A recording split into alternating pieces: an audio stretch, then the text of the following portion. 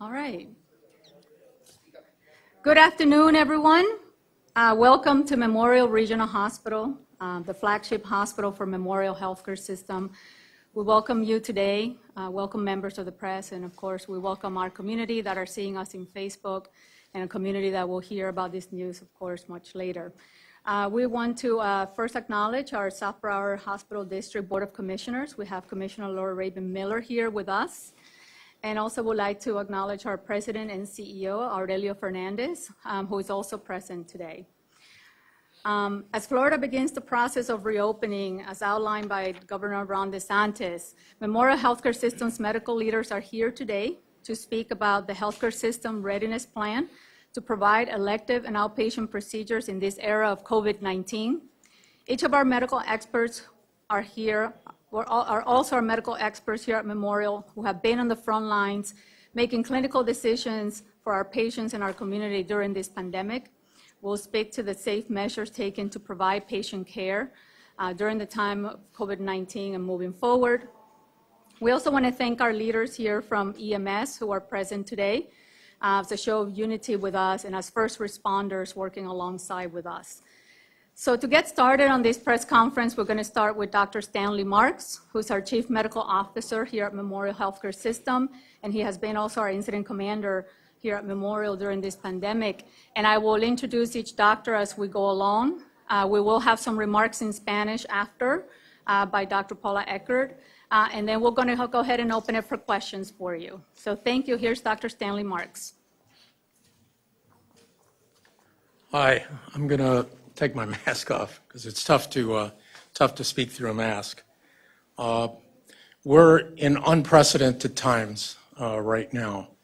I had said to one of my colleagues a moment ago, who would have thought that we would be standing here today talking about a pandemic similar to one that occurred over 100 years ago in this country.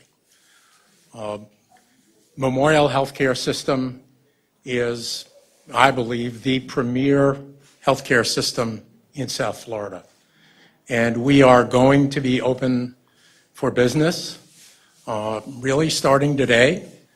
We are preparing, and as you can see behind me and in this great hall, which is a conference hall, we have set up essentially a pre-admission testing facility so that patients who come in and need invasive procedures, surgery, and the like can get all of their testing outside of the four walls of the hospital.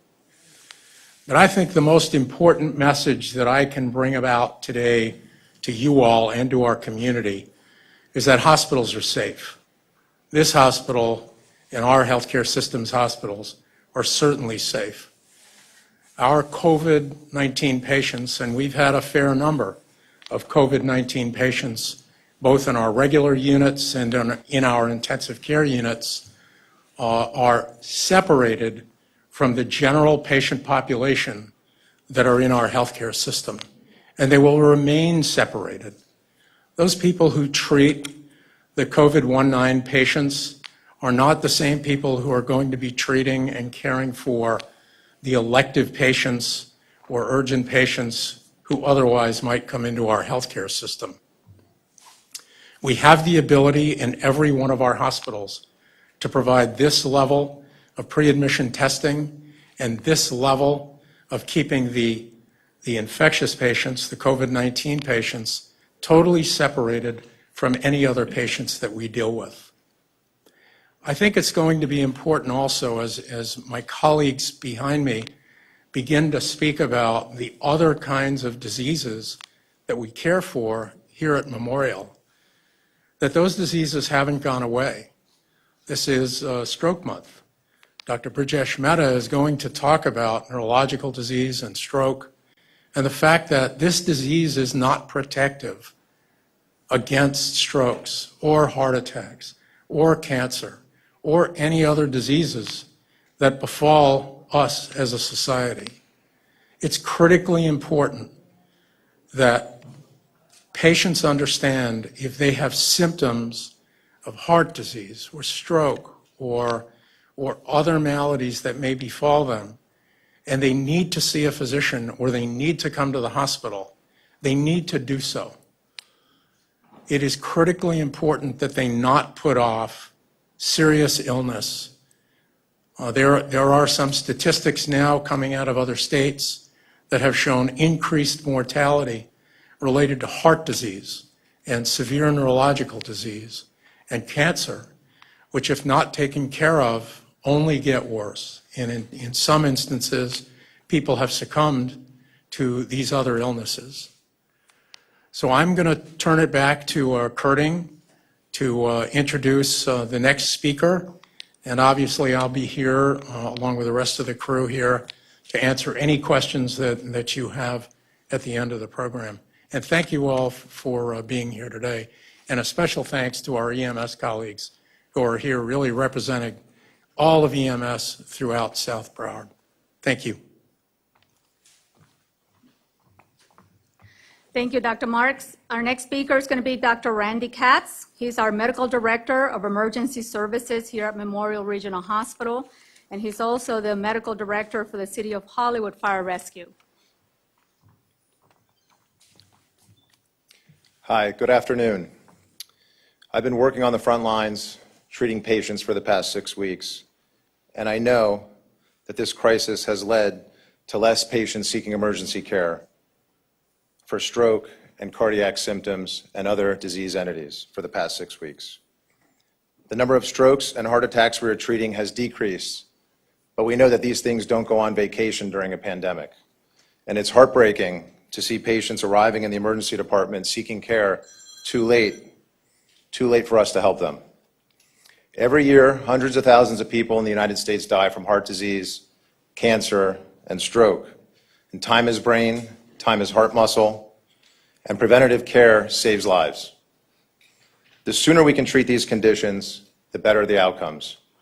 Sometimes the difference is permanent disability versus a meaningful outcome and a meaningful quality of life with some of these things. The damage from ignoring heart attack symptoms, stroke symptoms, and avoiding chronic disease management will be felt for months and potentially even years from now. We cannot let another healthcare crisis unfold as we recover from this one.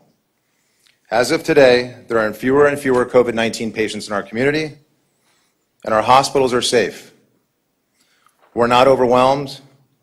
We screen every patient that comes into our front door, and we test every patient for COVID-19 that goes upstairs. And as Dr. Marks mentioned, we do keep patients separate and keep people safe, both the patients and all of our employees and our healthcare providers. There's no reason to avoid emergency care, and our first responders here from Miramar and the City of Pembroke Pines will tell you that our emergency rooms and our 911 systems are ready to receive patients and provide safe, effective, and quality care.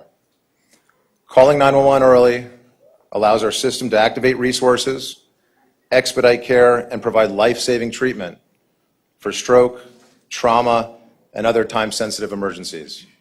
Now, we still have to follow social distancing guidelines and practice good infection control guidelines in the community, but we should not let that stand in our way from seeking emergency care. Throughout this crisis, Memorial Healthcare System has maintained the highest standard of care, and we will continue to do so with our first responders for this community going forward. Thank you.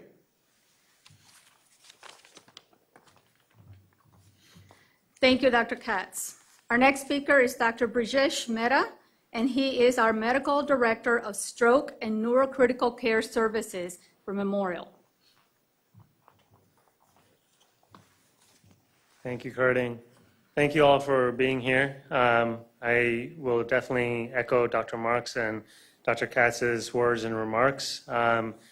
May every year marks Stroke Awareness Month, and during that time, we get out into the community, we educate the residents, the emergency medical services, the providers about the signs and symptoms of a stroke and what can be done in a time-sensitive fashion to save the outcomes of your loved ones.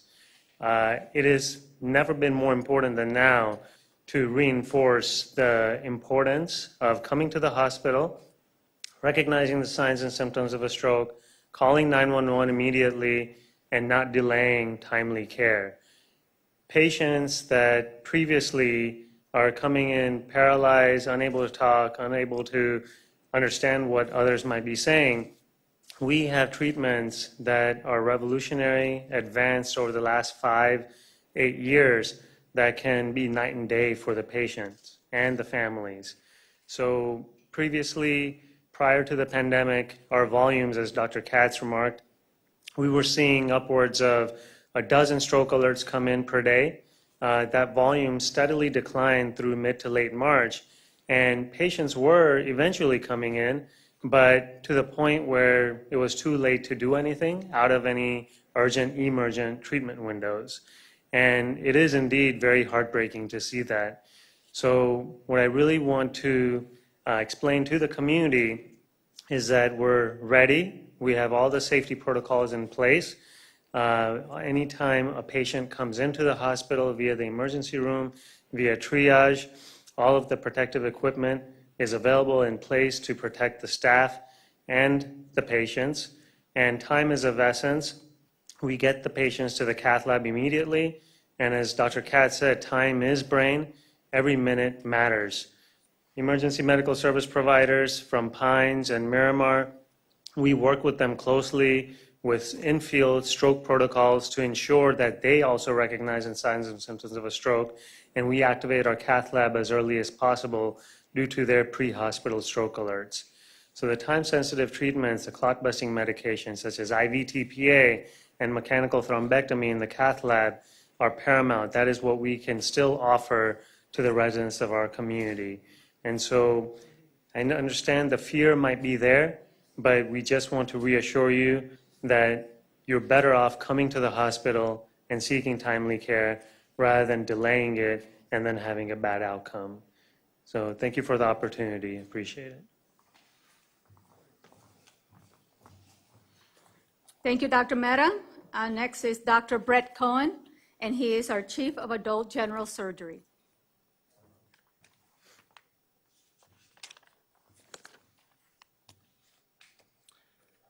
Thank you very much, Kurting.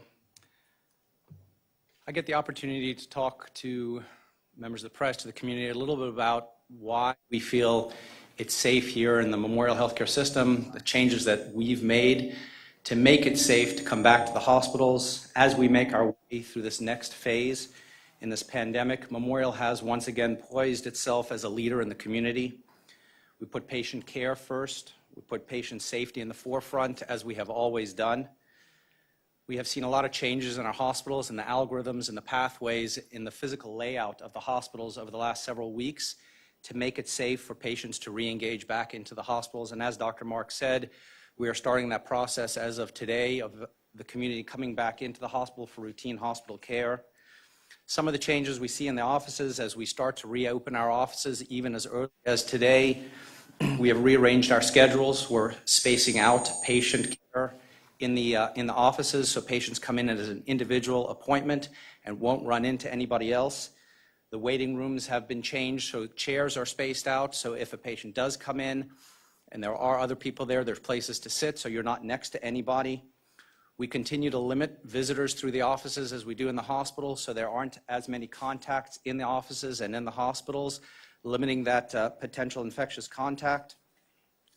All patients are screened prior to coming into the office to make sure there are no signs using CDC guideline questionnaires, that there are signs of COVID-19 or other illnesses, and we extend that to our staff, our physicians, our extended providers.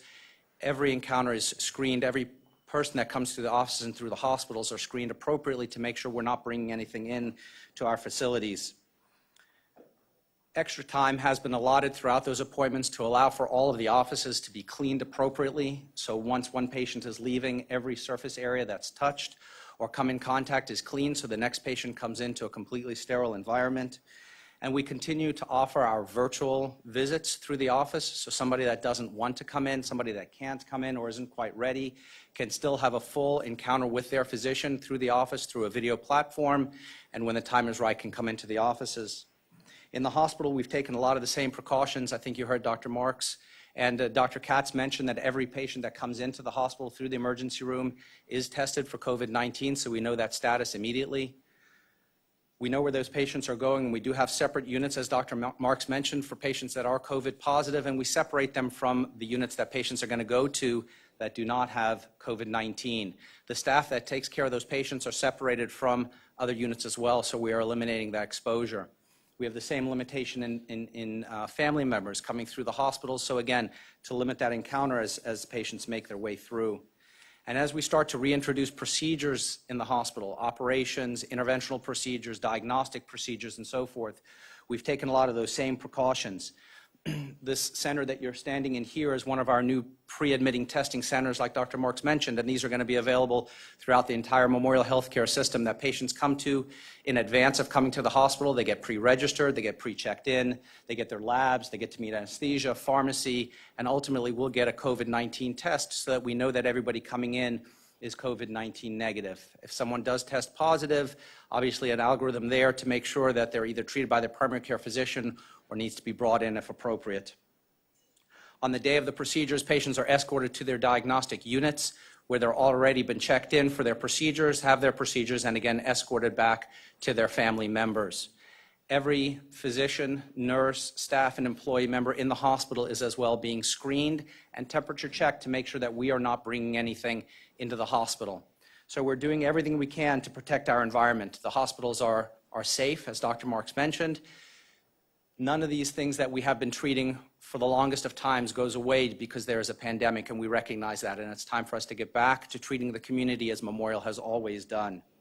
We've made a decision to start the process in a slow and very calculated fashion, starting with elective procedures, and as we move forward, we'll be evaluating the process to make sure we're not using vital resources, things that we need to treat our community that still has a pandemic ongoing, and yet we can still take care of the community the way that Memorial does. I appreciate the time to share this with you. Thank you.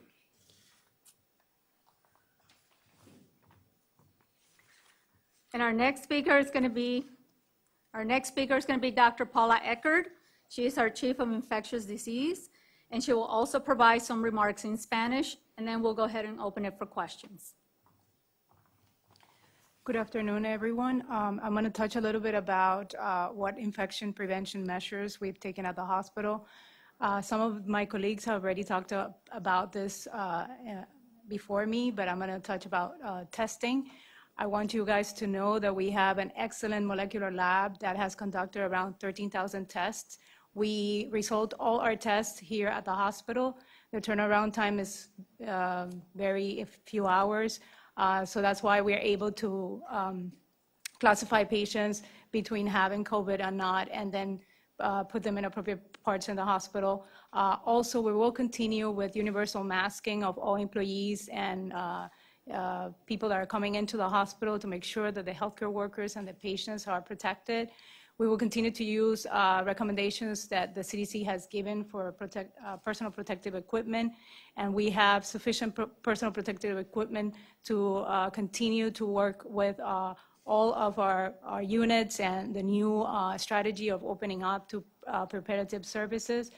I wanted to touch also a little bit about some of the work that Memorial has done with the CVS Smith Park. Over there, we have conducted around 23,000 tests in conjunction with the state. We are following all those patients that test positive at the park with follow-up calls and referring those patients to telemedicine or to the ER if they need, and then discharges them from isolation when required. We're also doing multiple clinical studies at the hospital, including convalescent plasma, which we have streamlined the process to yesterday having a patient being transfused within 12 hours from the order. And we are also conducting the remdesivir trial at this facility with Gilead, and we will continue to do so along with the Gilead partnering. These are my remarks, and then I'm going to start saying some words in Spanish. Básicamente, la razón por la que estamos aquí es para mostrarle a la comunidad que estamos listos para abrir el hospital a procedimientos quirúrgicos electivos y para que la comunidad esté segura de que en Memorial van a tener el cuidado apropiado con los cuidados de expertos acerca de cualquier enfermedad, incluyendo accidentes cerebrovasculares, infartos de miocardio y cosas que la gente parece no haber estado viniendo al hospital porque los números de la emergencia han estado muy bajos desde que empezó COVID-19 y queremos expresarle a la comunidad que estamos tomando todas las medidas para hacerles los exámenes cuando las personas llegan al hospital para determinar quiénes tienen la enfermedad y quiénes no, así no tengan síntomas para poderlos ubicar en las alas del hospital donde se están cuidando los pacientes con COVID-19. Sí hemos visto que ha disminuido la cantidad de pacientes con la enfermedad y estamos seguros de que con las diferentes estrategias que estamos implementando vamos a poder seguir adelante ayudando a la comunidad. Gracias.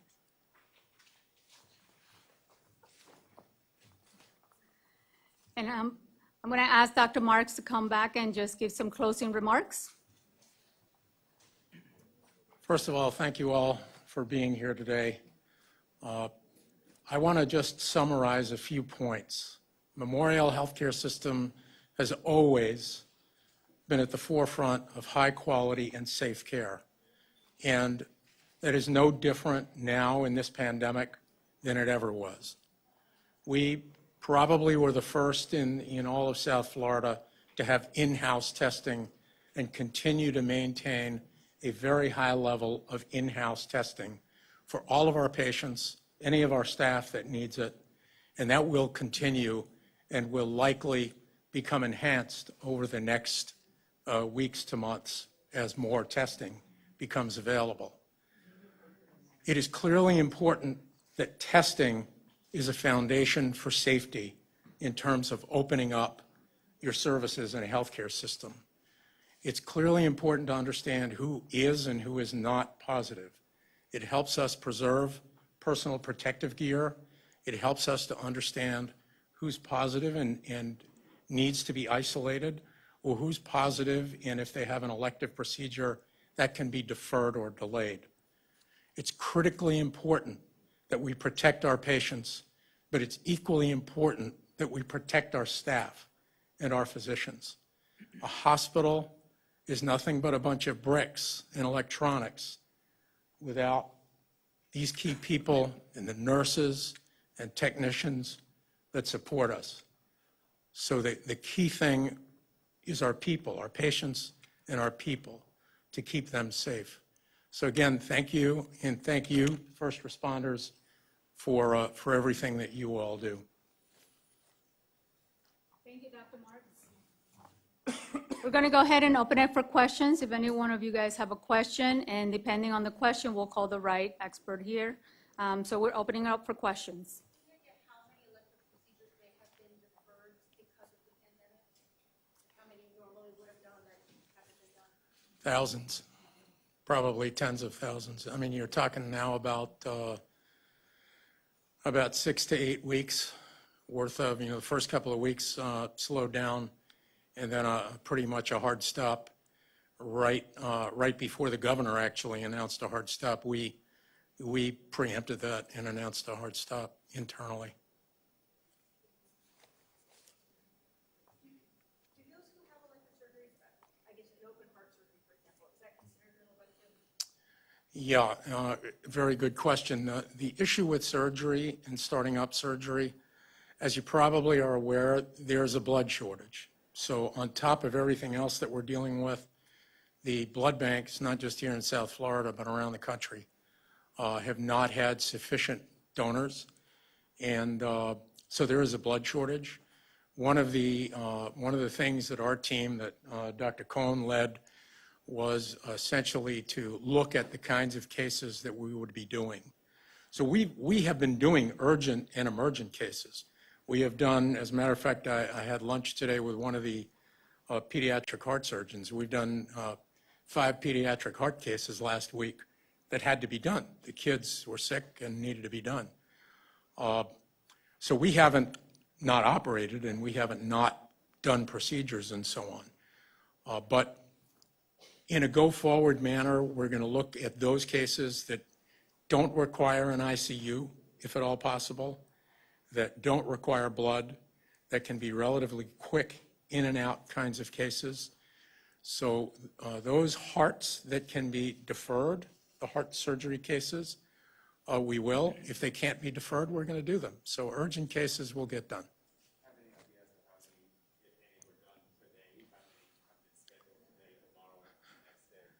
I don't have that particular answer. I do know the pediatric volume for last week. We haven't started doing elective procedures. No, May 11th. So this week, May 4th through the end of the week, we're gearing up. We're bringing patients in for preoperative evaluations.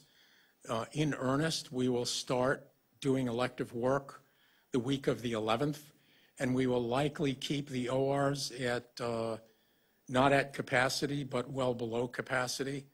As Dr. Cohn mentioned, we're trying to develop a program where we're not crowding patients in waiting rooms or in recovery areas. So it's going to be a slow tick up. That's the safest way to handle this. So we probably started around 25% capacity and begin to work up week over week, 50%, 75%. By the end of the month, hopefully, bring ourselves back up to 100% of our capacity. The important thing, I think, is for the patient population, our clients, to understand that this is safe. It's safe to get work done in the hospital. The natural tendency in a pandemic is to say, no, I don't want to go to a hospital. The issue is, I've seen demonstrations about people wanting to open up bars. Well, I think it makes a lot more sense to open up a hospital. So that's where we're headed, and we want to do it safe. How will testing positive affect whether or not they get the procedure they're supposed to get? If it's a purely elective procedure and they test positive, we're going to defer that. And generally speaking, the way we run somebody who tests positive, we would, if they're asymptomatic at the end of 2 weeks, we would retest them. If they test negative times 2, 24 hours apart, then we would reschedule their surgery. What's your policy in terms of visitors? If your dad has open heart surgery or something as a baby, what's the visitor policy? Yeah, pretty early on in this pandemic, we essentially, other than the Children's Hospital, there are no visitors, other than in very special circumstances in which, from a humane standpoint, people who are dying or families who have a special needs person that they're caring for, but there are no visitors. And that policy is going to stay in place, at least for the time being. We want to start very slow in the interest of safety. And again, not just for the patients that we're caring for, but for our staff as well. As you look around at the percent positive right now in Broward County, it's below 10%. In Dade County, it's around 14%. So it means that this disease is still prevalent in the community, and we have to guard against allowing too many people in the buildings. So it's just the whole notion of social distancing in the hospital isn't any different than it is anywhere else in society right now. And I presume and assume that this is all fluid. Should Yes. cases go back up and we have to revert back to what we are, where we've been before, does this all go away? Yeah, that is a critically important question that you just asked. Absolutely. We will be keeping our eyes on all of the data and all of the statistics. We're all hopeful that everything that the governor put in place in terms of social distancing, shutting things down, keeping it shut down in Dade, Broward, and Palm Beach was a very wise thing to do. And we hope that works, and we hope that continues. If we begin to see spikes in percentage positive or in hospitalizations or in EMS runs or in the number of COVID positive patients that we're seeing and deaths and a variety of other statistics that we're collecting, we would have to pull it back. We don't want to do that, but if we have to, we will. And Dr. Eckert, I don't think you made the reference to the Elsevier situation, how many people have been released from the trial, what you're seeing, how you're looking at that situation. So the clinical trial that we're have the patients enrolled in is with the National Institute of Health and Gilead. So the data will be analyzed with them at some point because they're going to gather all the information from other sites, and it's important to see it that way because that's where you're going to get the right information. We have enrolled around 10 patients in our trial. Anecdotally, you've seen in the news some cases of patients improving with the medication. Right now, we can only use it at Memorial Regional because it's through the clinical trial, and we are awaiting the distribution from the government of the medication that was approved with emergency authorization use. When did we start enrolling patients? Probably beginning of April or so. We have been one of the hospitals, the one hospital in South Florida that is part of the clinical trial. There are two sites and other sites in Florida, one in Sarasota and one I think in Fort Pierce. But our site is the only one in South Florida enrolling patients through the clinical trial. As soon as we saw that there was a possibility of, they put out in the National Institute website, Health website, they put out like the trials they're conducting, and what you do is you reach out and say, oh, we want to be part of it. And I think because we were a state that was going into the surge and we have a strong healthcare system, I think they thought we were a good match for their trial, and that's why we were selected. Any more questions?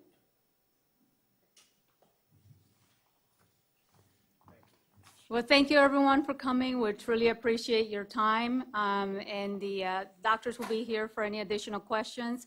We also have our amazing team of our nurses here with us that can provide a tour of this facility to the media if you guys would like to do that. And with this, we conclude our press conference. Thank you so much.